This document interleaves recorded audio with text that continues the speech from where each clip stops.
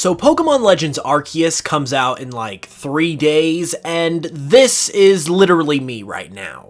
It's crazy to think that we'll finally be able to play this game, which has been a dream for many of us for so long, in just a few short days. In celebration of the absolute hype we're all feeling right now, and to tide you over during the last few moments until the game's release, I thought it would be fun to talk about some of the crazy awesome secrets concerning some of the new Pokemon that Legends Arceus is introducing. We only know of a few of them right now before release, obviously, but they are seriously way cooler than they appear, and they already appear pretty cool, which is saying something. So without further ado, here are 5 secrets that you should definitely know about some of the new Pokemon in Legends Arceus. The first Pokemon we're going to be covering today is Wyrdeer. Get it? We're covering? 'Cause it's Wyrdeer? Please don't leave. Wyrdeer was the first new Pokemon from this game that we were introduced to, and as a Stantler evolution, it has been a welcome addition to this game that is probably only going to increase further once we all get a chance to ride around on this guy. One thing I just recently noticed, though, is that Wyrdeer is low-key kind of based on Santa Claus. This is probably just a huge coincidence, so don't take this too seriously, but I thought it was still pretty cool considering just how perfectly this Pokemon actually lines up with Santa. First off, it's a deer Pokemon, and in particular, it could be inspired by reindeer, due to the similar shape of its antlers as well as other factors. Additionally, it's got a big white beard, no explanation needed there, you use it as a form of travel in the game, and for good measure, it's part psychic type, meaning that it could easily use its powers to float around or even fly if it really wanted to, if you get my drift. On an unrelated note, I also thought it was interesting that the word weird that is a part of its name is an anagram of the word ride, if you use the traditional spelling and take out the W anyway. This connects oddly well, even if it's not remotely intentional, to how Wyrdeer is a ride Pokemon in the game, and the fact that the whole Santa inspiration is also probably completely coincidental, yet so compelling and significant, is really funny and interesting in my opinion, so I thought it was worth sharing with you guys. From coincidental connections to mind-blowing definitive ones, the next Pokemon we're talking about is Clevor. Now, when this Pokemon was first shown off, it seemed like it received some mixed reactions.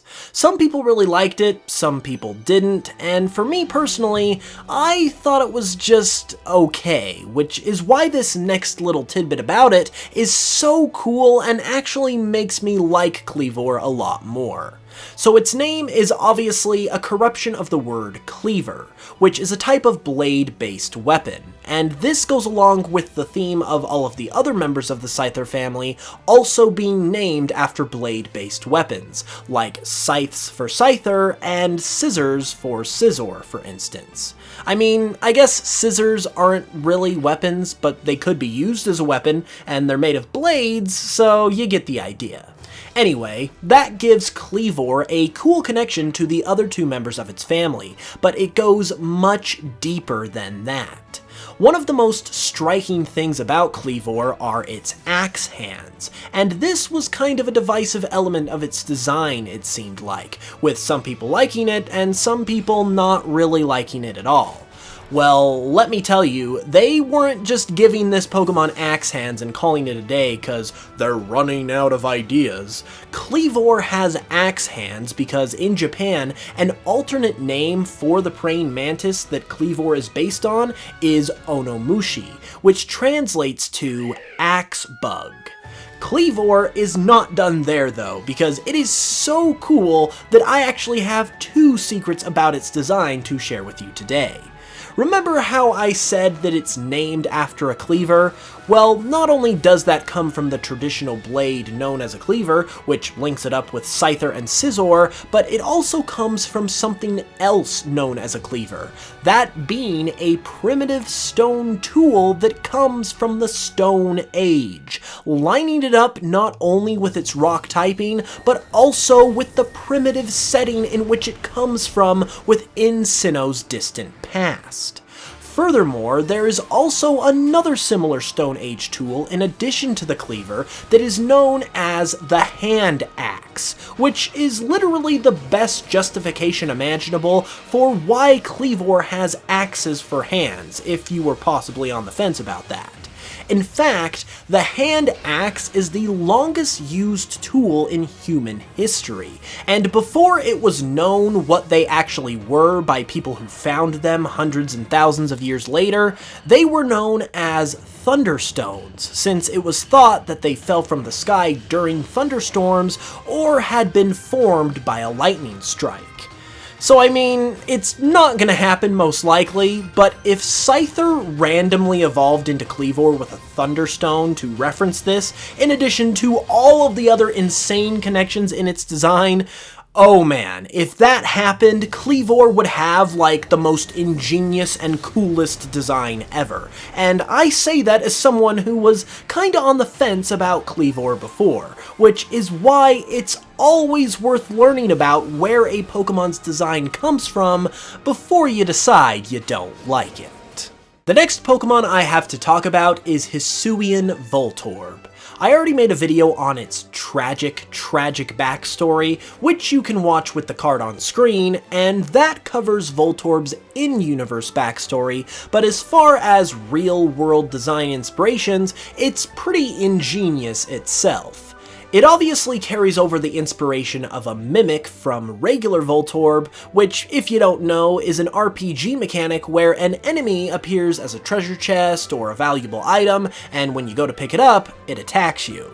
It also carries over the Tsukumogami inspiration, which is an inanimate object that comes to life after being in existence for 100 years. And fun fact, this is also why Voltorb is number 100 in the Pokédex. This also explains how and why Voltorb is a living Pokeball, but Hissuian Voltorb changes things up a bit, because it's based around the more primitive Hisuian Pokeball. This is why it gains the grass type, since Hisuian Pokeballs are partially made with wood, but the type isn't solely explained by that alone. Hissuian Voltorb is likely also based on seed balls, which are groups of seeds embedded in small balls of clay, which are used to help support and cultivate the growth of the seeds, especially in harsher environments. Seed balls have Japanese origins, which explains the inspiration of Hissuian Voltorb even further, and it also explains why Hissuian Voltorb is apparently filled with seeds itself, which it shoots out of the hole on the top of its head.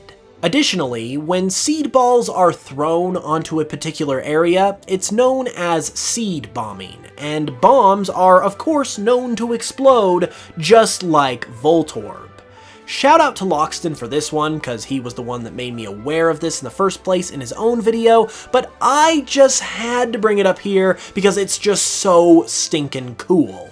A Pokemon like Voltorb that's so simple, you wouldn't really think much of it, and you especially wouldn't think much of a regional variant, because like, it's just based on a Pokeball, so what more could it possibly have going for it, right? Well, as we have shown, a lot, actually. And those inspirations also just work so seamlessly with not only Voltorb's design, but also its other inspiration for the regional variant of the more primitive wooden Pokeball. And oh my gosh, can you tell that I really like breaking down a Pokemon's design? When they work so well, it's just so stinking cool. It's absolutely one of my favorite things about the series, which is why I just had to share this one for myself. I've got one more Pokemon to cover here today, and don't worry, because I plan on covering most, if not all of the new Pokemon in future videos once the game actually comes out, but for now, our final Pokemon of the day is Hisuian Growlithe. The big thing with Hisuian Growlithe is that although it hasn't been officially confirmed or anything, it's basically pretty much been confirmed with evidence that Hisuian Growlithe is the original form of the Pokemon, not the Kanto version.